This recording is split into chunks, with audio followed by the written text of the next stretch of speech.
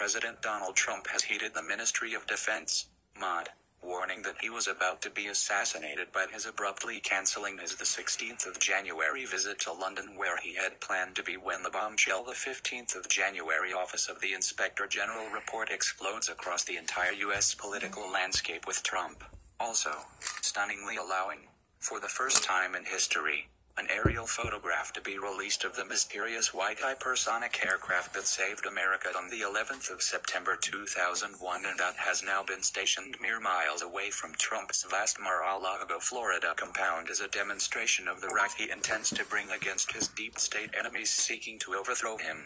The MOD's use of the phrase "still unknown" U.S. military forces that fired the cruise missile into the Pentagon on 9/11 to stop the deadly attacks upon America being orchestrated by the ONI is now a mystery, at least partially revealed, and was accomplished by President Trump allowing the aerial photograph to be published of the mysterious white hypersonic aircraft that had been described by numerous and highly credible witnesses having shot down one of the hijacked planes before it could destroy the White House, and that was then directed to attack the Pentagon by the equally mysterious white command and control aircraft circling the skies of Washington, D.C. on that fateful day, immediately after which all of the attacks stopped, with President Putin growing more alarmed by the hour that the ONI was preparing to assassinate President Trump during his visit to London. And Putin, last thing Putin wants is Trump assassinated.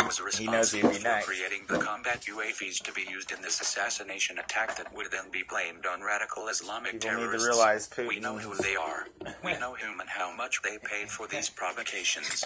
Putin then enlisted the aid of Israeli Prime Minister Benjamin Netanyahu to act as the information intermediary between Russia and Trump, which Netanyahu quickly agreed to do. However, as noted by Security Council intelligence analysts who state that opponents being received by Trump, his Chief of Staff, General John Kelly, on the 10th of January, banned from the White House all personal cell phones, laptops, smartwatches, devices with Wi-Fi, Bluetooth, radio, or cellular capabilities, and any portable device that emits an electric signal that was not issued by the White House Communications Agency, and though virtually unknown to the American people, is an elite U.S. military unit and thus places the White House under complete lockdown control by military forces loyal only to Trump. As to why President Trump has needed to place the White House under total lockdown control by U.S. military forces loyal to him, is due to the expected bombshell the 15th of January release of the Office of Inspector General report detailing the vast crimes committed by the Obama-Clinton regime against Trump, and whose most explosive confirmation is the Obama regime's shocking use of a Hillary Clinton paid-for unsourced and unverified document, called the Trump-Russian dossier, that was criminally used by the FBI to obtain a warrant to spy on the political campaign of Trump, and whose consequence of the highly respected and cited Tablet magazine gravely warned about by writing, if a sitting president used the instruments of state, including the intelligence community, to disseminate and legitimize a piece of paid opposition research in order to first obtain warrants to spy on the other party's campaign, and then to delegitimize the results of an election once the other party's candidate won.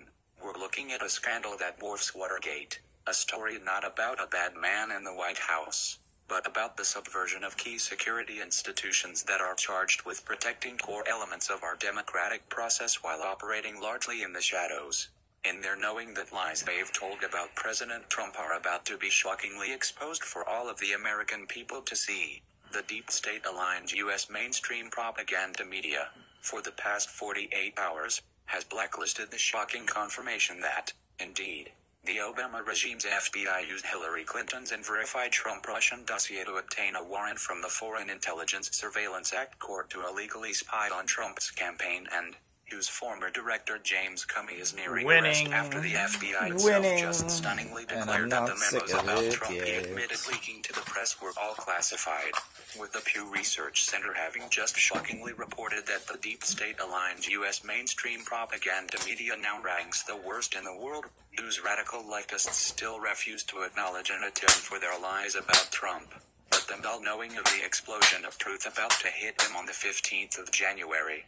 They have, nevertheless, launched one of the most horrific propaganda attacks against the U.S. president ever seen in history, and that over the past fortnight alone includes Every U.S. mainstream leftist propaganda news network flooding the American airwaves with the proclamations of Yale University psychiatrist Dr. Bandy Lee declaring that President Trump is mentally unfit, losing his grip on reality, and is now a danger, but they're failing to inform their viewers that the American Psychiatric Association has warned that what Dr. Lee, and others like her, are doing is a grave violation of their ethics rules, or even, most shockingly, not telling their viewers that Dr. Lee is a fraud who doesn't even have a license to practice psychiatry. Every U.S. mainstream leftist propaganda news network flooding the American airwaves with the proclamations of writer Michael Wolff, whose book Fire and Fury declares President Trump is an idiot whose closest aides just treat as a child, but they're failing to inform their viewers that even the leftist PolitiFact organization said that by any standard of sound journalism, Wolff's book has big problems with transparency and sourcing. The equally leftist The Washington Post wrote that it was wondering how this book got past a fact checker, or even, most outrageously, failing to tell their viewers that Wolff is one of the most despised tabloid writers in America by his peers who have long documented his lies. Every U.S. mainstream leftist propaganda news network flooding the American airwaves with proclamations that President Trump is a racist because someone said he called Haiti and some poverty-stricken African nations shitholes, but they're failing to inform their viewers that President Trump asserts he never said such a thing, and who, also, won't tell the American people who actually made this claim, but that even if he did, with shithole being defined as an extremely dirty, shabby, or otherwise unpleasant place, is, most certainly, the most appropriate, though not politically correct, word to use by anyone describing these types of nations. The dire need of the deep state-aligned U.S. mainstream propaganda media to maintain such a brutal assault upon President Trump is to do as much damage to him prior to the 15th of January, when the Office of the Inspector General releases its report detailing Obama-Clinton crimes, after which all of their lies will be exposed, but that these radical leftist Obama-Clinton sycophants really believe they can mitigate by destroying Trump in every which way they can, so that their lies will be continued to be believed, not the truth. While these deep state-aligned U.S. mainstream media propagandists continue their withering attack upon President Trump, though, forces loyal to him continue preparing for their deep state kill shot, and that the Security Council had detailed the facts of, on the 9th of December 2017, when they revealed that Trump had unleashed over 2,400 auditors to conduct the first ever in history audit of the deep state's piggy bank known as the Pentagon, and that has now become the most expensive audit in all of history, whose cost is nearing a staggering $1 billion. It's worth it. It's so worth it. Even if it costs 10 times that much, it's worth it. 100 times that much, it's worth it. $830 million that the deep state has disappeared, but that Russia discovered, have been evacuating deep state-funded and directed radical Islamic terror leaders from the battlefields of Syria, most likely to be used in the false flag of the assassination attempt against Trump. For anyone attempting to comprehend the deadly significance of President Trump's war with his shadow government deep state, one must first know one of his closest friends, who is the longtime multi-award-winning New York Times investigative reporter James Risen, who became the most feared journalist in America, whom the Obama-Clinton regime repeatedly tried to jail, and one of whose main confidential sources, John Millis, a former CIA officer who had become staff director of the U.S. House Intelligence Committee, was suicided. James Risen, also, this report notes, describes the deep state as a marketplace of secrets in Washington, D.C., in which White House officials and other current and former bureaucrats, contractors, members of Congress, their staffers, and journalists all trade information with his, stating, this informal black market helped keep the national security apparatus running smoothly, limiting nasty surprises for all involved. The revelation that this secretive subculture existed, and that it allowed a reporter to glimpse the government's dark side, was jarring. It felt a bit like being in the Matrix, being led by his close friend James Risen into the deep state matrix. Then New York City billionaire Donald Trump, in 2000, wrote one of the most consequential books ever written in U.S. history, titled The America We Deserve, and wherein he described the exact plan he began implementing when he became president 17 years later, but wherein he also gravely predicted what the deep state was planning by warning, I really am convinced we're in danger of the sort of terrorist attacks that will make the 1993 bombing of the Trade Center look like kids playing with firecrackers. No sensible analyst rejects this possibility, and plenty of them, like me, are not wondering if but when it will happen. One day we're told that a shadowy figure with no fixed address named Osama bin Laden is public enemy number 1, and U.S. jet fighters laid waste to his camp in Afghanistan.